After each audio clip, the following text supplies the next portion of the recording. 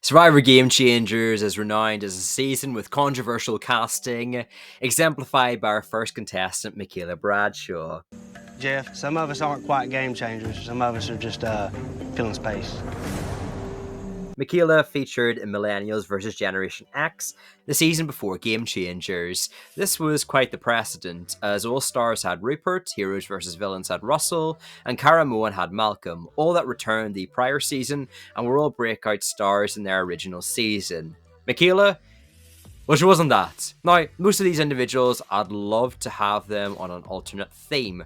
For example, a pre-merge exclusive season would have worked for Michaela, and I'd love to have seen her on that. But how did this woman earn the title of Game Changer? By surviving a single tribal council. Not to mention, the only exchange she won that season was against a tree branch. When you rattle through enough names for Game Changers in Survivor history, Season 33 Michaela is rather low, and she could have been replaced by other women around the same era. Hell, even in MVGX we could have had a Hannah Shapiro or a Jessica Lewis that I feel could have had a better argument to return for this type of season. It was also an unwritten rule that to return from the very previous season, you had to have quite the prestige. Like Rupert and All Stars, James and Amanda in Micronesia, Russell and Heroes vs. Villains, Malcolm and Karud, and so forth. You know, these household names. So again, while I liked Michaela in Game Changers and felt she was not the most questionable returnee, she was definitely up there. Number 4 on this list, Survivor War Tribals, and that's Brad from Blood vs. Water, but he didn't even make it to the Swap Tribe. And yet was branded as a game changer.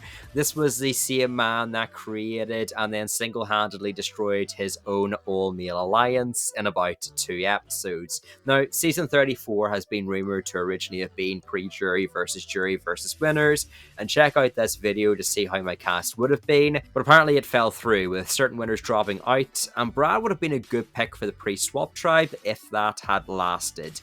That being said, we're in this timeline, and there were far better representatives from the males that could have been a better fit in this cast.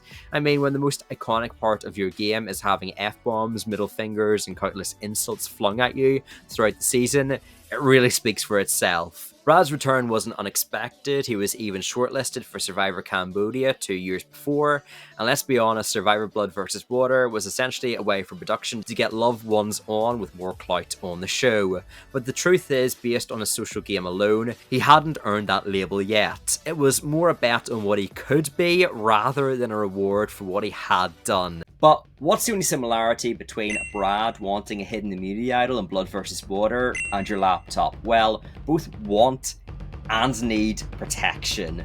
However, thanks to the power of NordVPN, you can access it as it encrypts your internet traffic to protect you on public, plus helps you safely access streaming content from anywhere. It also helps shield you from malware and trackers with features like Threat Protection Pro and Dark Web Monitor. Similar to Brad, you also got to experience the Philippines in season 27, then Fiji in 34. You can also transfer between countries to view regional content with a click of a single button. NordVPN gives you peace of mind, and you can also try it risk-free with a 30-day money-back guarantee. But yeah, let's get back to the video. If you're a fan of this channel, you know I've always questioned this casting pick in Game Changer Sierra Dawn Thomas. As many people like to remind me, yes, I know, she was an alternate for Natalie Anderson, who dropped out because she got a concussion. That being said, I'm not letting Sierra off the hook. She may have made it the furthest out of the contestants on this list by making the finale, but name me a single Sierra Worlds Apart confessional you remember. I'm surprised about the tall girl. Is her name Sierra too? Like, I remember her face. I know she was on the show, but I don't know what she did. In Worlds Apart, Sierra's main storyline was all about having options, and you know the producers were really clutching at straws, considering this was the same woman who was in the minority on her starting tribe that then evolved into being definitely on the bottom of the majority at the merge. I mean, I respect the gusto in getting an entire group of 4 grown-ups to awkwardly barrel roll across the challenge, but I wouldn't exactly call it game-changing. At the merge, Sierra mostly followed the majority and never really positioned herself as a power player. She made it fairly far into the final 5, but wasn't driving strategy. Instead, she was more of a number, voting with bigger personalities rather than orchestrating her own moves. When you think of a game changer, you think of individuals like Parvati charming and flipping alliances, cameras, Tony building spy shacks and blindsiding everyone, or Sri pulling off legendary moves without even winning challenges. Sierra in Worlds Apart, she didn't do any of that. She didn't mastermind blindsides, and she didn't even leave a lasting mark on Survivor history. She was competent, sure, but a game changer? Not even close. Jeff Varner. Jeff Varner. Alright, let's do this. This one hurts to talk about because I used to be a big fan of his before the obvious. Australia was a season I watched all the time as a kid, and Varner was always one of my random faves. Even though I wasn't actively watching the show at the time, I was intrigued when I heard that he was finally being given a second chance. Then when I heard that he got a third chance just 3 seasons later, I was even more intrigued. I thought, wow, he must have left quite the impression in Cambodia to be invited back so soon. To be fair, I'd say he had a pretty good first couple episodes, but I was shocked when he was gone pre-merge. Then I saw that headline. Survivor contestant outs fellow player as trans.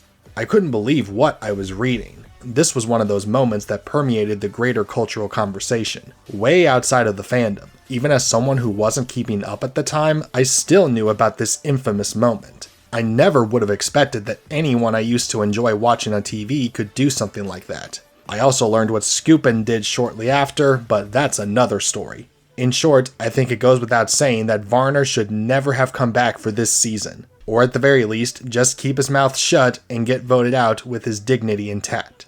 I was willing to forgive him since he seemed genuinely remorseful for it, but then I checked out his Twitter and yeah, that killed that feeling right quick. I still find it hilarious that he couldn't make the jury in 3 appearances. That's a true game changer right there. Thank you, Bandit, for having me on and letting me vent.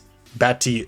So who is the actual number 1? Well, I'm sorry, Big Brother fans, but taking the final spot is Caleb. 2 people playing for the 4th time, 6 people playing for the 3rd time.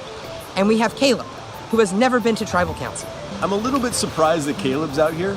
I don't know that he did anything to change the game. Now I know I'm going to get flamed for this, pun genuinely not intended, but out of every contestant on a season named Gamechangers, I don't see how Caleb can't be number 1. Production's argument for this controversial casting decision was announcing Caleb was eliminated without attending a single tribal council, a justification that seemed to even confuse other contestants.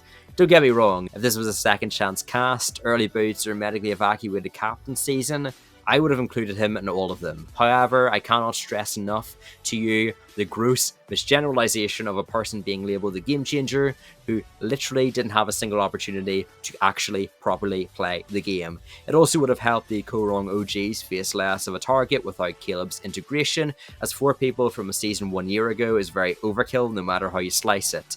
In fact, this statistic was brought up many times in order to vote out a Korong individual. I'm surprised they have 4 people from Korong. That's a lot, and I don't know if that's going to be an asset for those. But did you agree with us? Comment down below, like and subscribe, and make sure to check out Roachn8r's channel for some incredible Survivor content. Nevertheless, have a good day. Peace!